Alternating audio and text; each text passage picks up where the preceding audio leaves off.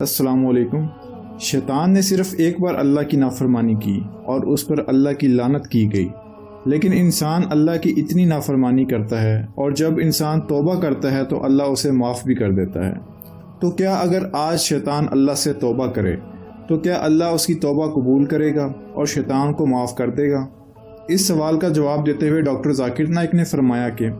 اگر آپ قرآن پاک میں حضرت آدم علیہ السلام اور ابلیس کا واقعہ پڑھیں، جس کا ذکر قرآن پاک میں مختلف جگہ پر کیا گیا ہے، تو آپ اس واقعے میں دیکھیں گے کہ جب آدم علیہ السلام کو اپنی غلطی کا احساس ہوا تو انہوں نے فوراً اللہ سے توبہ کی اور اللہ نے بھی اسی وقت آدم اور حوا علیہ السلام دونوں کو معاف کر دیا۔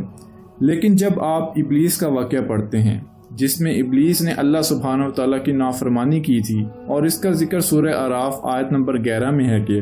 اللہ سبحانہ و تعالیٰ نے فرمایا، ہم نے فرشتوں کو حکم دیا کہ وہ آدم کو سجدہ کریں، تو فرشتوں نے آدم کو سجدہ کیا لیکن ابلیس نے نہیں کیا، اور اپنی نافرمانی پر اللہ سے توبہ کرنے کے بجائے اس نے اللہ سبحانہ و تعالیٰ سے کہا، جس کا ذکر سورہ اعراف کی آیت نمبر 14 میں ہے کہ مجھے اس دن تک مہلت عطا فرما جس دن لوگ قبروں سے اٹھائے جائیں گے۔ ابلیس نے اللہ سبحانہ و تعالیٰ کو چیلنج کیا کہ مجھے قیامت کے دن تک مہلت دے، میں ابن آدم کو سیدھے راستے سے گمراہ کروں گا۔ تو اللہ سبحانہ و تعالیٰ سورہ اعراف کی آیت نمبر 18 میں فرماتا ہے کہ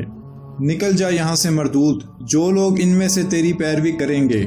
میں ان کو اور تجھ کو جہنم میں ڈال کر تم سب سے جہنم کو بھر دوں گا۔ اور جہاں تک رہا سوال ابلیس کی توبہ کرنے کا، تو ابلیس کے بارے میں اللہ سبحانہ و تعالیٰ نے سورہ ہجر کی آیت نمبر 34 میں کہا کہ یہ مردود ہے۔ اللہ سبحانہ و تعالیٰ نے یہ بات اپنے علم غیب کی بنیاد پر کہی، کیونکہ اللہ سبحانہ و تعالیٰ کے پاس مستقبل میں ہونے والی ہر چیز کا علم ہے، تو اسی لیے اللہ کو پتہ تھا کہ یہ کبھی توبہ نہیں کرے گا۔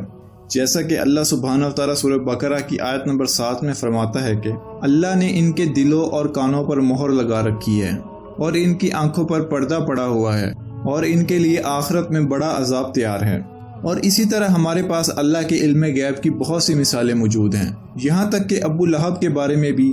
جو ہمارے پیارے نبی صلی اللہ علیہ وسلم کے جانی دشمنوں میں سے تھا، اس کے بارے میں بھی اللہ سبحانہ و تعالیٰ نے سورہ لہب میں پہلے سے ہی بتا دیا تھا کہ یہ ایمان نہیں لائے گا۔ اور ابو لہب خود بھی کہا کرتا تھا کہ میں جہنم میں جانا پسند کروں گا لیکن کبھی اسلام قبول نہیں کروں گا۔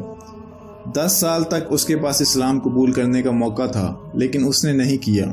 کیونکہ اللہ جانتا تھا کہ وہ کبھی توبہ نہیں کرے گا۔ بالکل اسی طرح اللہ جانتا ہے کہ ابلیس کبھی توبہ نہیں کرے گا، اسی لیے اللہ سبحانہ و تعالیٰ نے قرآن پاک کی سورہ بقرہ کی آیت نمبر 168 میں فرمایا ہے کہ شیطان کے پیچھے نہ چلو، وہ تمہارا کھلا دشمن ہے۔ تو اگر ہم قرآن پاک کی ان سب آیات کا مشاہدہ کریں تو ہمیں پتہ چلتا ہے کہ ابلیس اللہ سے کبھی معافی کی درخواست نہیں کرے گا اور نہ ہی اللہ سے توبہ کرے گا، اسی لیے اللہ نے اسے مردود کہا ہے اور انسان کا کھلا دشمن کہا ہے۔